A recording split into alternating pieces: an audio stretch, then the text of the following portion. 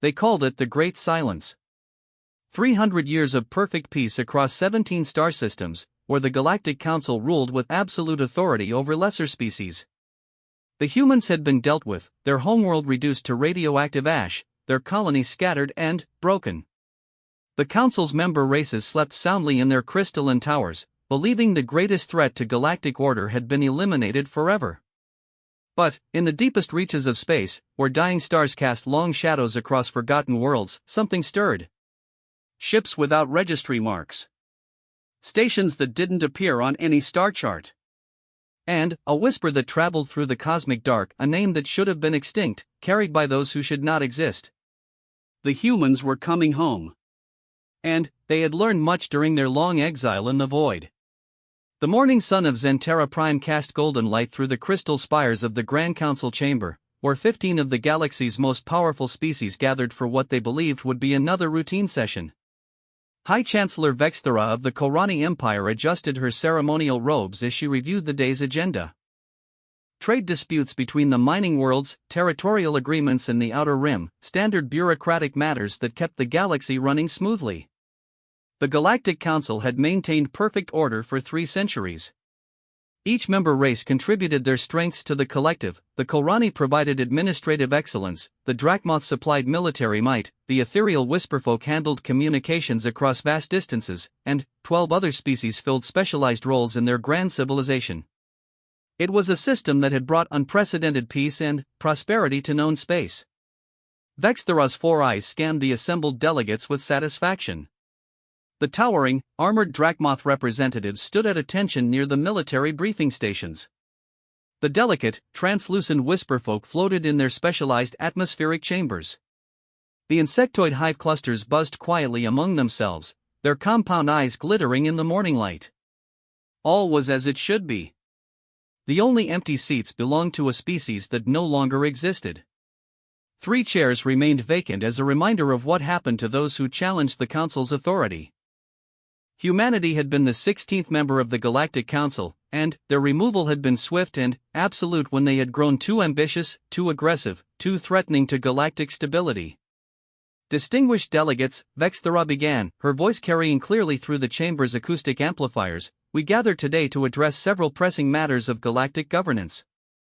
First, the copper mining disputes in the Altair system. She never finished the sentence. The chamber's warning systems erupted in a cascade of alerts that had not sounded in living memory. Emergency lights bathed the Great Hall in pulsing red as defensive shields activated around the building. Through the crystal walls, the delegates could see the normally clear skies filling with massive shapes that blotted out the sun. Fleet Admiral Korax of the Drachmoth military pushed to his feet, his massive frame towering over the other delegates. "Impossible," he growled, his voice like grinding stone. "Our perimeter sensors show no approaching vessels. Our defense grid reports all clear." But, the evidence of their eyes told a different story. Ships hung in the sky above Zentera Prime, each one larger than a city block, their hulls a matte black that seemed to absorb light rather than reflect it. They had appeared without warning, without detection, as if they had simply materialized from nothing. "Emergency protocols are now in effect," announced the synthetic voice of the station's AI. "Unknown vessels have breached planetary defenses. All personnel should report to designated safe zones immediately." The Whisperfolk delegate nearest to Vexthera extended a tendril of thought toward her mind, sharing information faster than words could convey. Images flashed through her consciousness, more ships appearing throughout the system, not just above the capital but surrounding every inhabited world, every space station, every military installation. Thousands of vessels that their most advanced sensors could not detect until they chose to reveal themselves. "How many ships are we detecting now?" Vexthera demanded. The Whisperfolk's response came as a pulse of pure information that made her mind reel. The number was staggering. This was not a raid or a terrorist strike. This was an invasion fleet large enough to conquer entire star systems. Fleet Admiral Korax was already activating his command protocols, calling up tactical displays on the chamber's main screens. The readouts showed Council naval forces throughout the sector mobilizing for battle, but the numbers told a grim story. The unknown fleet outnumbered their available forces by a factor of 10 to 1, and that was assuming they could get all their ships into position before the attack began. Send a message to all Council worlds, Vexthera ordered. Full military alert. Request immediate identification from the unknown vessels. The response came not through their communication systems, but broadcast on every frequency simultaneously, overriding their security protocols with ease. The main screen in the chamber flickered to life, showing the interior of what appeared to be the bridge of one of the massive ships. The figure that appeared on screen was tall, bipedal, with pale skin and dark hair. It wore a uniform of dark blue material with silver insignia that seemed somehow familiar. "Greetings, Galactic Council," the figure said, its voice calm and measured despite the circumstances. "I am Admiral Sarah Chen of the Terran Defense Force. On behalf of humanity, I hereby demand the immediate and unconditional surrender of all Council forces in this system." The chamber erupted in chaos. Several delegates spoke at once, their voices rising in disbelief and anger. The insectoid representatives clicked and buzzed in agitation. The crystalline builders shifted their formations in patterns that indicated extreme alarm. "Impossible," Fleet Admiral Corax repeated, but his voice carried less certainty than before. "Humanity was destroyed. Earth was sterilized 3 centuries ago. There are no survivors." Admiral Chan's expression didn't change. "Earth was indeed destroyed, Admiral Corax.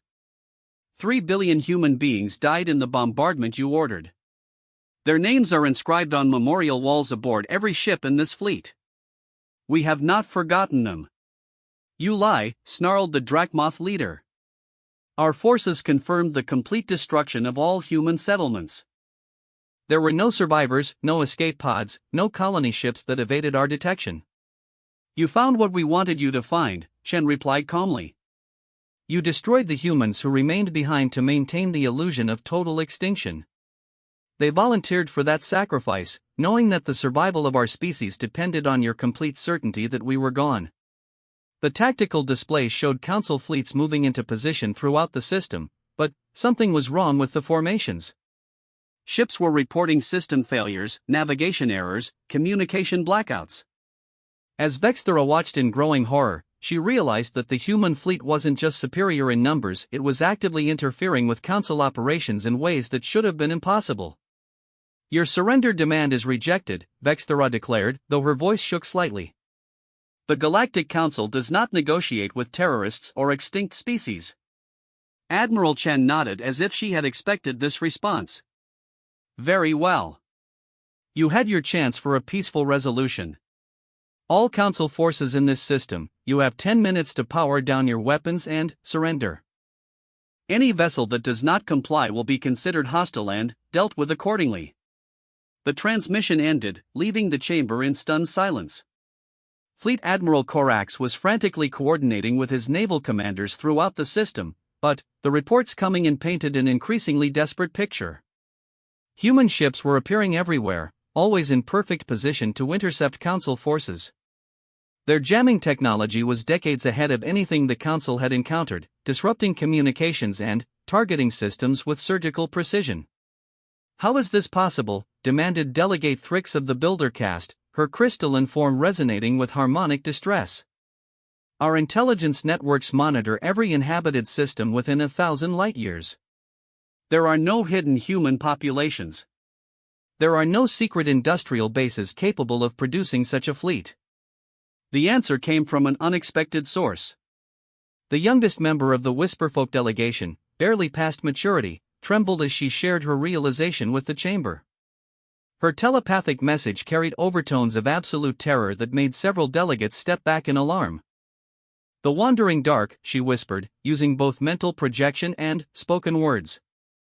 "The empty regions beyond our mapped territories. The places we never go because there's nothing there. They've been living in the void itself." Vexthera felt her blood freeze in her veins. The Wandering Dark was what spacers called the vast empty regions between galactic arms, where stars were sparse and planets were rare. It was considered uninhabitable, a cosmic wasteland where no civilization could possibly survive. But if humans had somehow adapted to life in those empty reaches? 300 years, she breathed, the full implications hitting her. 300 years to adapt, to evolve, to build. While we celebrated their extinction, they were preparing for their return. The 10-minute ultimatum was ticking down on the chamber's chronometer.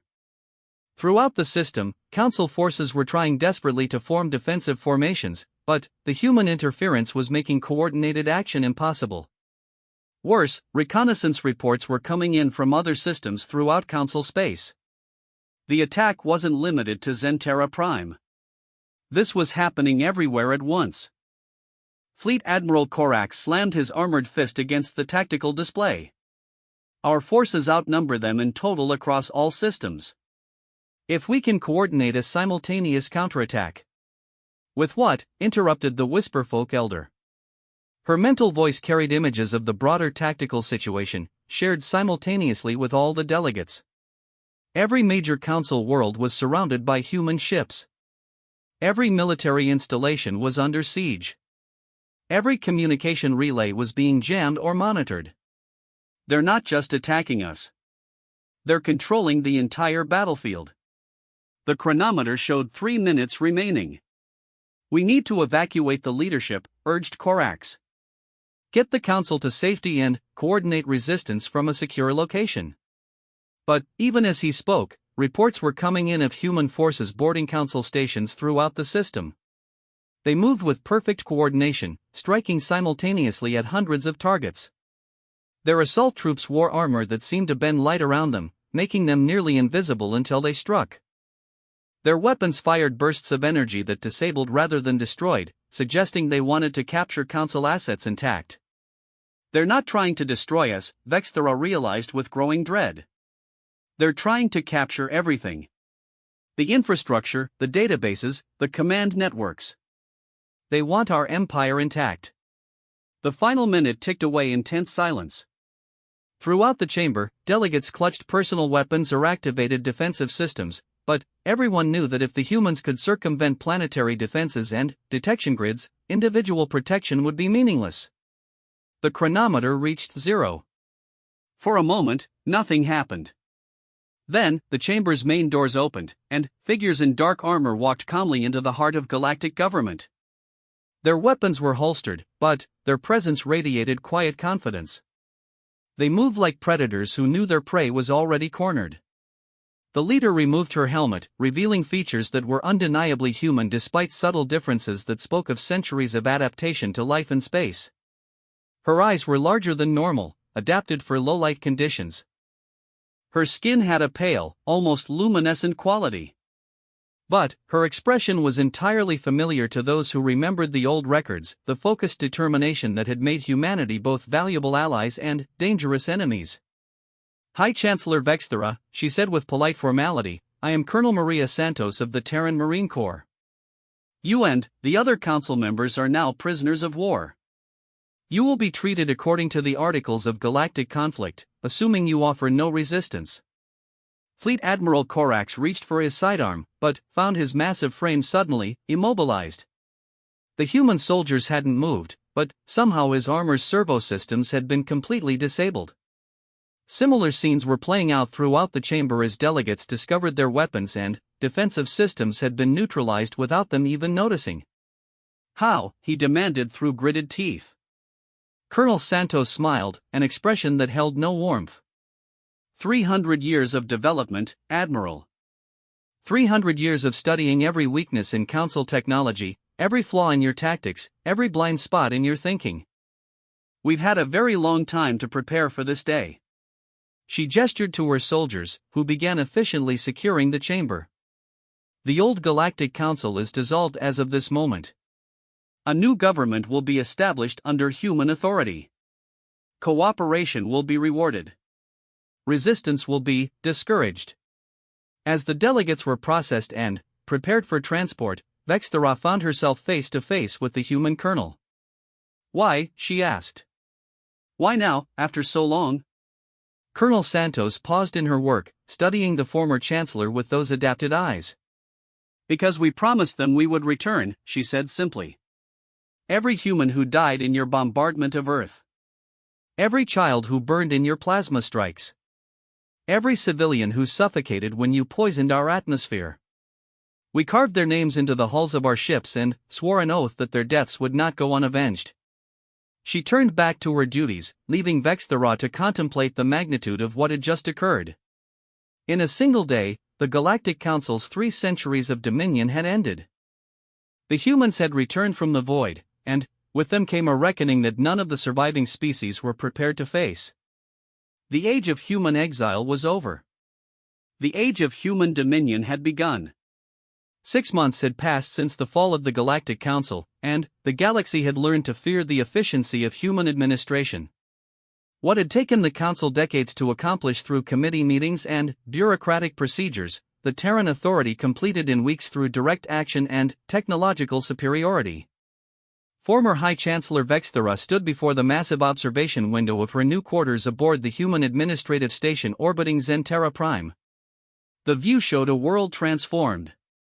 Where once crystal spires had reached toward the sky in elegant displays of council architecture, now practical human structures rose in geometric patterns that prioritized function over beauty. Construction drones worked around the clock, rebuilding the planet's infrastructure according to human specifications.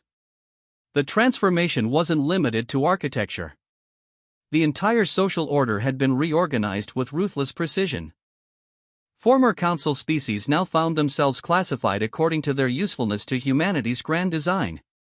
The Drachmoth, with their military traditions, had been integrated into human security forces as junior partners. The Whisperfolk served as communication specialists, their telepathic abilities invaluable for coordinating operations across interstellar distances. Even the insectoid hive clusters had found their niche, maintaining the vast industrial complexes that now produced human technology at an unprecedented scale. "You're adapting well to the new reality," came a voice from behind her. Vexthera turned to see Commander Elena Vasquez, the human officer assigned as her liaison and, she suspected, her guard. The woman was typical of the new human leadership, professional, courteous, and absolutely implacable in her dedication to humanity's vision of galactic order. "Do I have a choice?" Vexthera replied, her tone neutral. She had learned that displays of defiance only resulted in restrictions on her movements and privileges. "Everyone has choices," Commander Vasquez said, settling into one of the chairs that had been sized for Kolrani physiology. "The question is whether you make them intelligently. Some of your former colleagues have chosen differently." The implication was clear. Other council members who had resisted human authority had simply disappeared, their fates unknown but undoubtedly unpleasant. The humans had shown they could be generous to those who cooperated, but their patience for resistance was non-existent. "I've reviewed your proposals for industrial reorganization in the Altair system," Commander Vasquez continued, placing a datapad on the table between them. "Your understanding of mineral extraction logistics could be valuable. The Terran Authority is prepared to offer you a position in the new administration." Vexthera studied the document without touching it. The offer was generous by any reasonable measure: authority over an entire star system, resources to implement her vision of efficient governance, and a position of real influence in the new order. It was also a test, and probably a trap. "And if I decline?" "Then, you continue your current comfortable exile while someone less qualified takes responsibility for 7 billion Kolrani citizens who depend on Altair's industrial output," Commander Vasquez replied calmly. "Your choice." Through the observation window, Vexthera watched a human transport ship dock with the station. Prisoners were being transferred, likely more former council officials who had been captured in recent operations. The human conquest of council space was nearly complete, with only a few isolated systems still maintaining token resistance. "How many of us knew?" she asked suddenly. "When humanity was destroyed, how many of the council leadership knew about the survivors?" Commander Vasquez raised an eyebrow. "An interesting question. Why do you ask?" "Because the operation was too precise. Too targeted. You didn't just attack military installations, you captured exactly the right people, seized exactly the right facilities, neutralized exactly the right defensive systems. That level of intelligence can only come from inside sources." The human officer smiled, but said nothing. "The Whisperfolk," Vexthera continued, her voice growing more certain. they maintained communication networks throughout the galaxy. If any humans survived in the deep dark, the Whisperfolk would have been the first to detect them. And they never reported anything.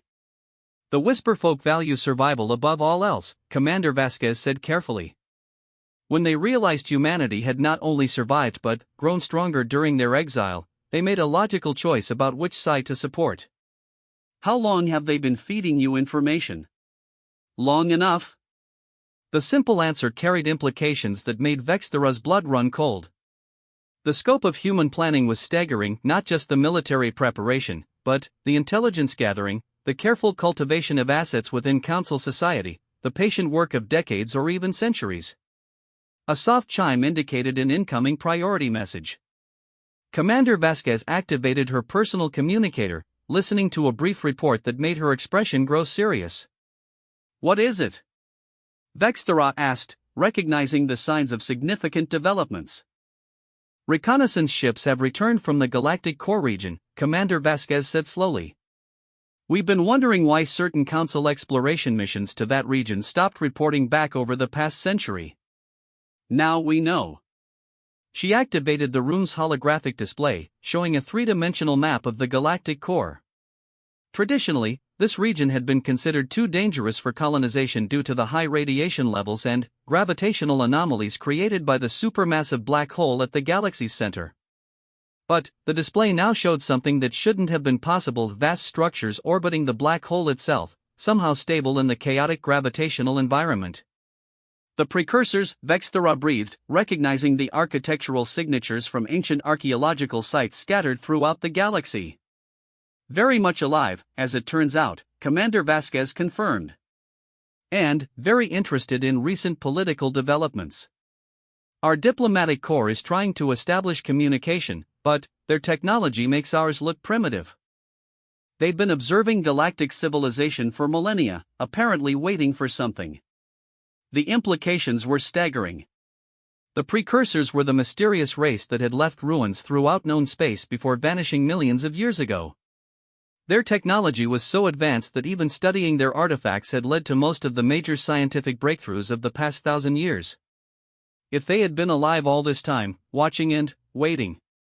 Waiting for what? According to the preliminary communications we've managed, they were waiting for a species capable of true interstellar dominion to emerge. The Galactic Council was too fractured, too focused on maintaining balance rather than expansion. But humanity's rapid conquest of Council space has apparently impressed them. Commander Vasquez manipulated the holographic display, showing new data from the core region. The precursor structures were massive beyond comprehension. Some of them appeared to be larger than gas giant planets, yet they maintained perfect orbital stability around the galactic black hole. They want to make contact, she continued. A formal meeting between human leadership and precursor representatives. The first such meeting in galactic history. Vexthera studied the display with growing unease. And you're telling me this because? Because you're going to be part of the human delegation. The statement caught Vexthera completely off guard. I beg your pardon? The precursors specifically requested that representatives from former council species be included in the discussions. They want to understand how humanity managed to create stability out of the chaos of multi-species governance. Your insights into council weaknesses and human administrative strengths could be valuable. It was another test, Vexthera realized. The humans were offering her a chance to be part of something unprecedented: first contact with the galaxy's most advanced civilization.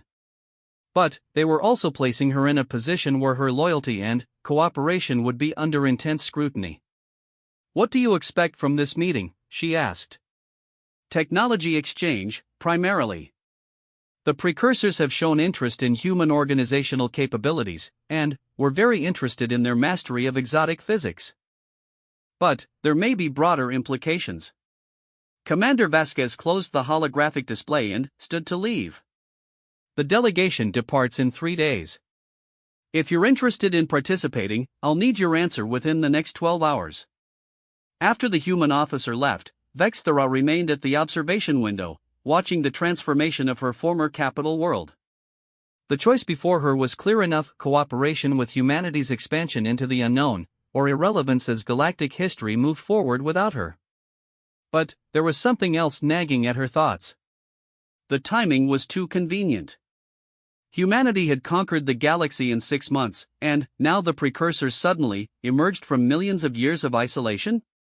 The pattern suggested coordination on a scale that was difficult to comprehend. She activated her personal communication system and sent a coded message to contacts among the other former council members. The responses came back within hours, confirming her suspicions. Several of them had also received invitations to participate in various human initiatives, scientific expeditions, diplomatic missions, administrative positions in the New Order. The humans weren't just offering cooperation, they were systematically identifying and recruiting the most capable individuals from each species, regardless of their former political affiliations. It was classic human strategy. Instead of trying to suppress potential opposition, they were absorbing it into their own power structure. But to what end?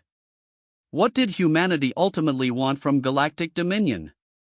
The answer came from an unexpected source.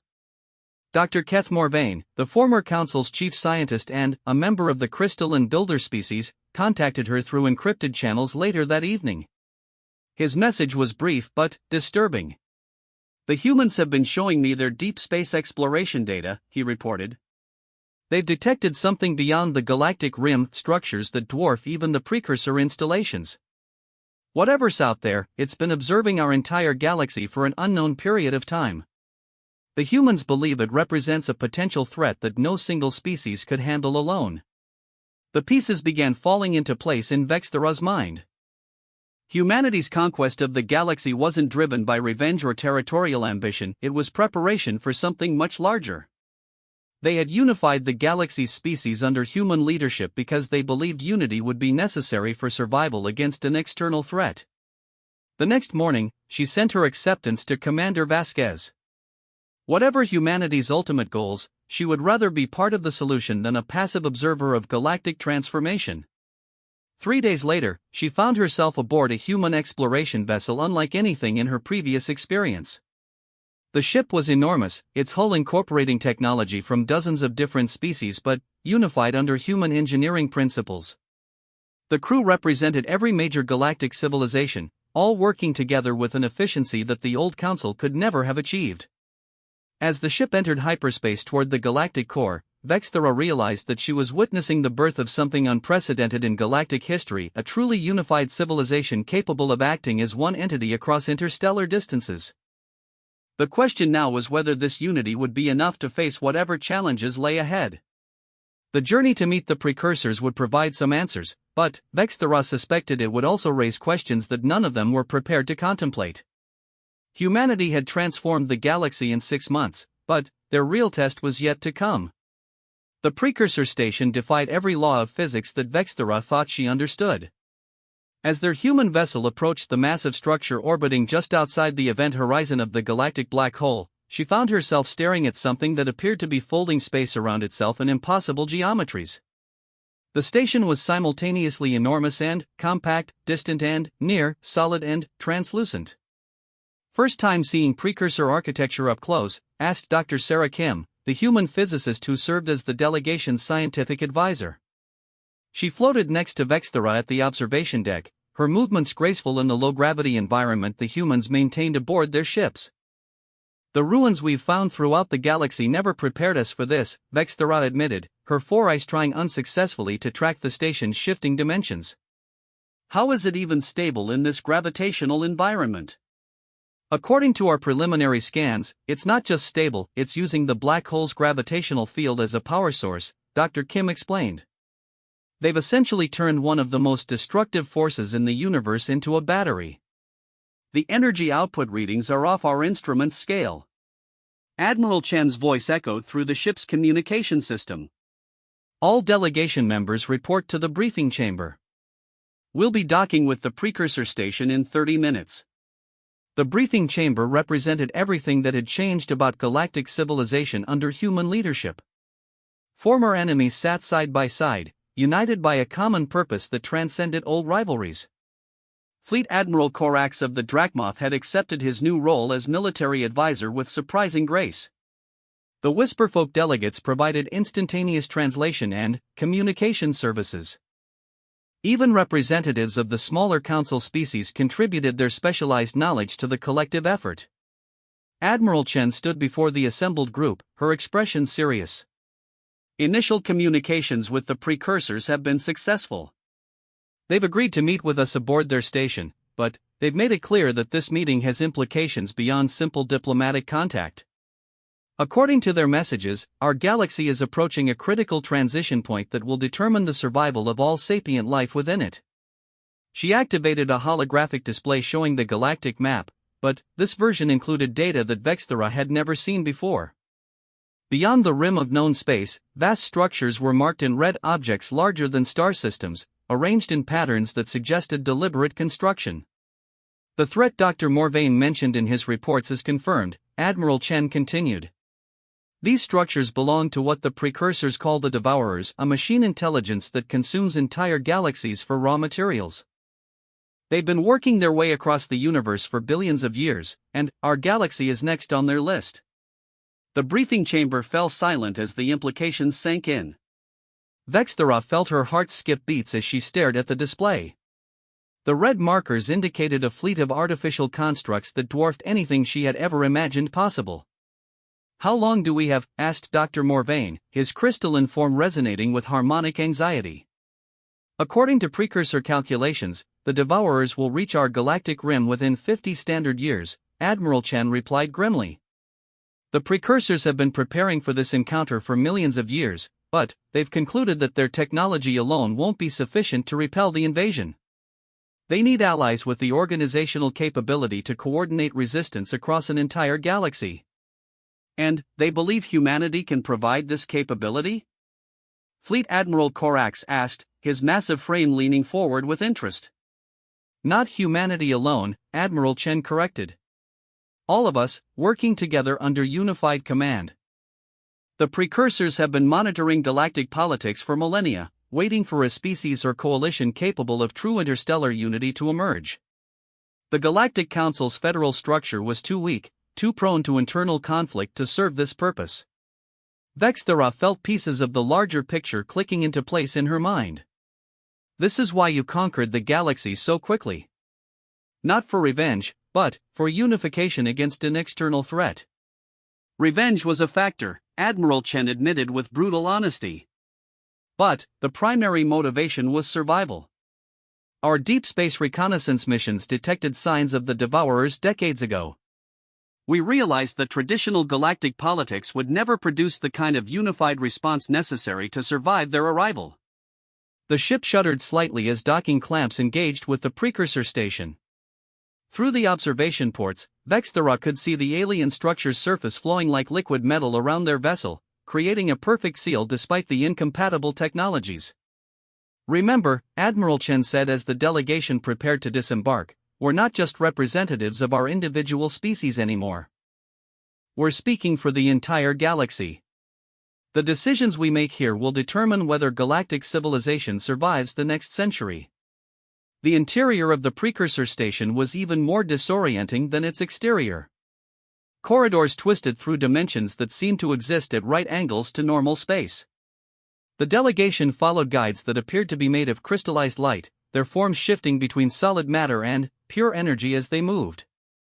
The meeting chamber was a sphere of what looked like living starlight, with platforms that adjusted themselves to accommodate the diverse physiologies of the delegates.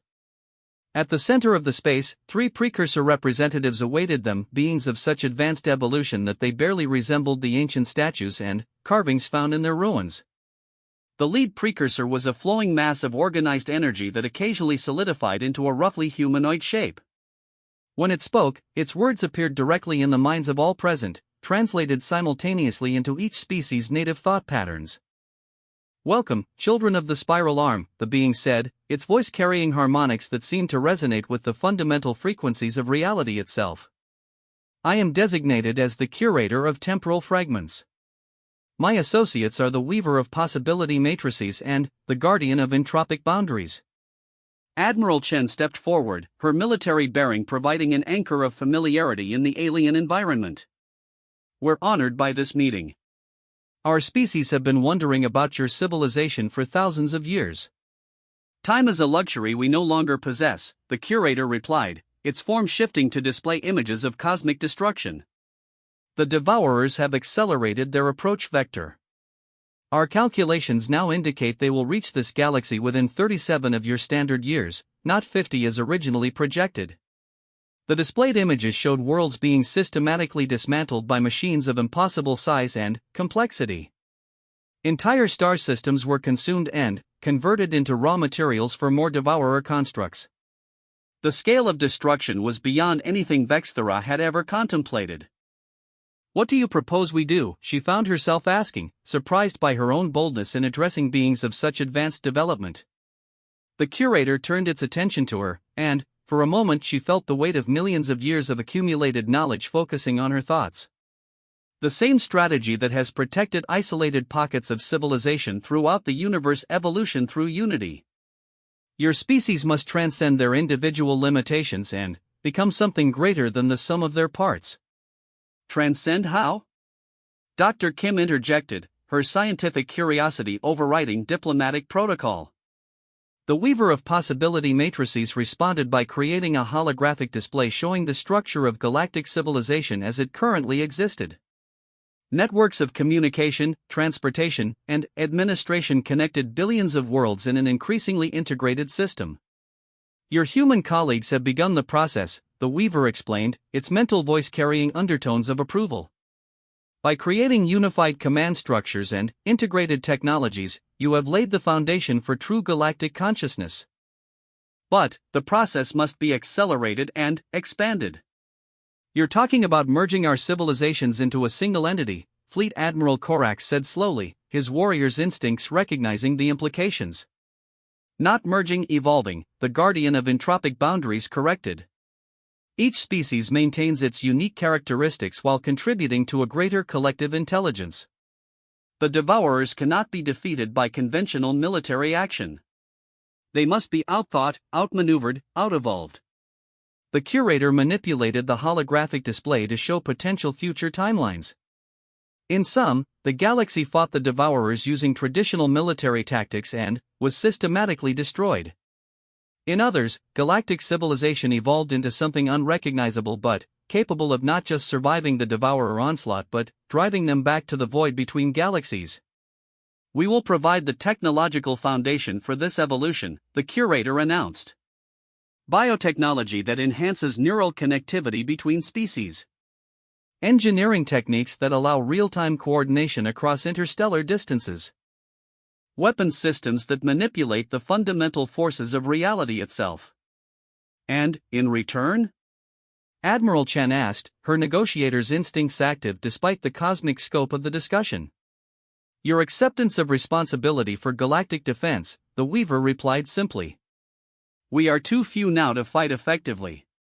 Age and transcendence have made us observers rather than actors. The burden of physical resistance must fall to younger, more dynamic civilizations." Vexthera felt the weight of history settling on her shoulders. The choice before them was stark: evolve into something unprecedented or face extinction at the hands of cosmic predators. There would be no middle ground, no compromise solution. "How do we begin?" she asked. The three precursors exchanged communications too rapid and complex for the delegation to follow. Finally, the curator addressed them again. "Integration begins with trust," it said.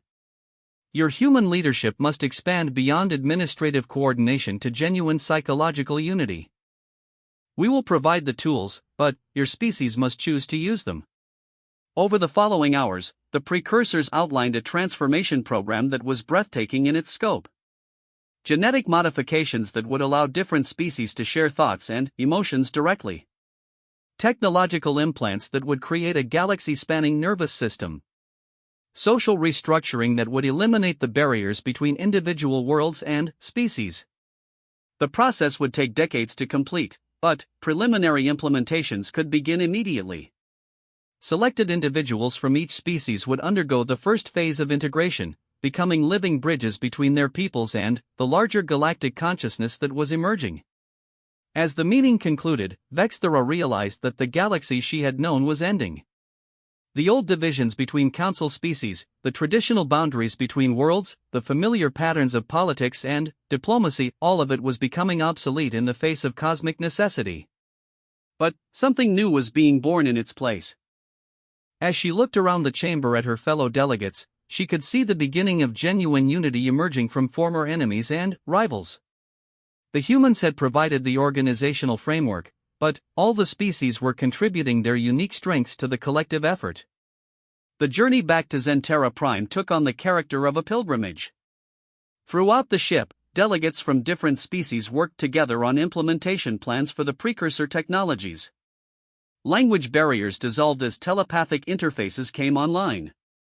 Cultural conflicts evaporated as shared understanding grew through direct mental contact. When they arrived at the Human Administrative Center, Admiral Chen called a galaxy-wide assembly. Representatives from every inhabited world participated through quantum communication networks, creating the largest political gathering in galactic history. The age of separate species is ending, Admiral Chen announced to the assembled billions. We face a threat that can only be defeated through absolute unity. The choice before us is evolution or extinction. The response was not unanimous, but it was decisive. World after world voted to participate in the integration program. Species after species committed their resources to the common defense. The process would be difficult, sometimes painful, but the alternative was the death of everything they had built over millions of years of civilization. Vexthera accepted her role as one of the first integration candidates, allowing precursor biotechnology to modify her neural structure for enhanced connectivity with other species. The process was disorienting at first. Suddenly, she could feel the thoughts and emotions of humans, Drachmoth, Whisperfolk, and dozens of other species as if they were her own. But she also felt something else, the emergence of a collective intelligence that was greater than any individual consciousness, yet somehow preserved the unique characteristics of each participating mind.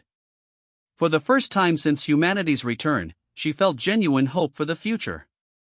The Galactic Council was dead, replaced by something unprecedented in cosmic history, a truly unified civilization capable of thinking and acting as a single entity across interstellar distances. The Devourers were still coming, but they would find a galaxy transformed, defended not by separate species fighting alone but by a collective consciousness that had evolved specifically to meet their challenge. Humanity had kept its promise to the dead of Earth. The galaxy was united under human leadership, prepared to face any threat that emerged from the cosmic dark. The Council had thought they were safe, but safety had never been the point. Survival was the point, and survival required evolution. The transformation had begun.